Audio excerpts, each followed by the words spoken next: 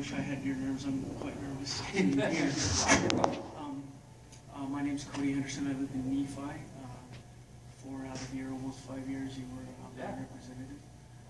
I have health insurance. I've always had health insurance.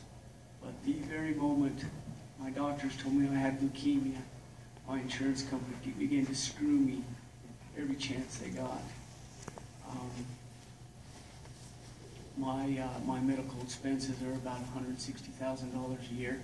Today, my health insurance probably pays $70,000 to $80,000 of that. I rely on patient assistance programs to cover the rest of it. I don't make that much money in a year to pay those medical expenses.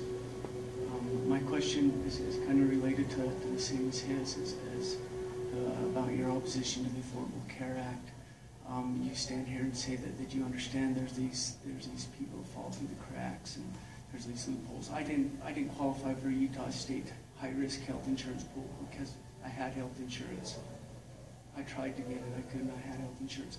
But you stand here and try to show compassion to him, and maybe you will to me as well. But what I'm not seeing is, from my perspective, I see extreme callousness from the Republican Party towards people in my situation. You don't stand in front of the news camera and talk about these loopholes and your concern for these people. Mike Lee doesn't, Ted Cruz doesn't. I would like you to stand in front of the news cameras in your next interview and express your concern for these people that are falling these, through these loopholes, that are in financial ruin because of their health insurance companies. Is that something you'd be willing to do? Well, first of all, sorry you're having to go through that, and God bless you. You're too young to have to fight that. You know, I started this by telling you I sat through and I watched my mom and then my dad go through some very tough, difficult, horrific things. I have been there in very difficult times. It is my understanding that the HIP from the state can do that. Now, if you're having problems with that, and we can help you with that, we're happy to use the power of our office to do that. We do this all the time. I'd say it. I've got a staff of 10 people. And there are people who are having problems with Social Security. They're having problems with Medicaid, Medicare, and problems with veterans benefits. Some of the most difficult, heart-wrenching things that we've had, and Colton, who works in my office, is right here with me today, have been people that have gone through those difficult things and aren't getting the help, for instance, on veterans care. I've got a guy who's fighting for his life, who's in his 20s, who was serving in Afghanistan, found out he had cancer in his back, and probably going to pass away sooner rather than later. And we had to get involved to help make sure he got the care that he needed.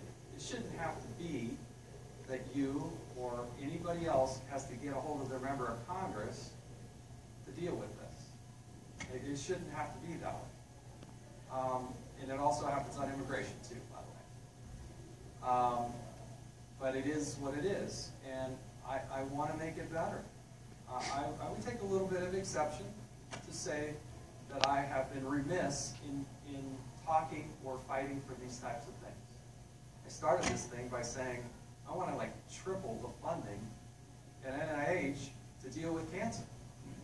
But you know that the American Cancer Society's webpage has a long list about how the Affordable Care Act will help cancer patients. One thing that will help me, and I'd like to ask for your support of House Resolution 1801. It's a Chemotherapy Drug Parity Act.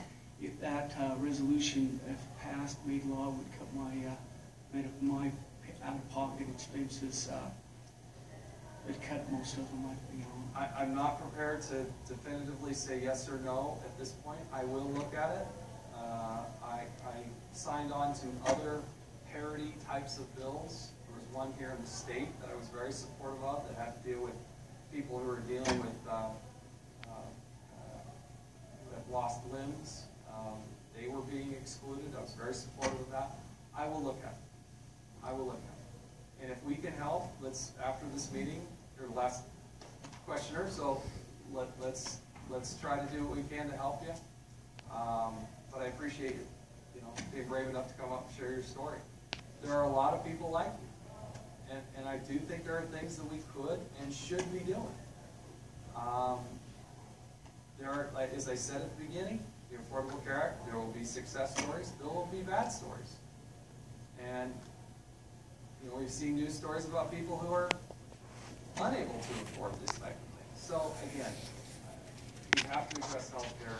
It is something we have to do. But here in the state of Utah, I think there might be something we can do to help. So thank you. Appreciate it.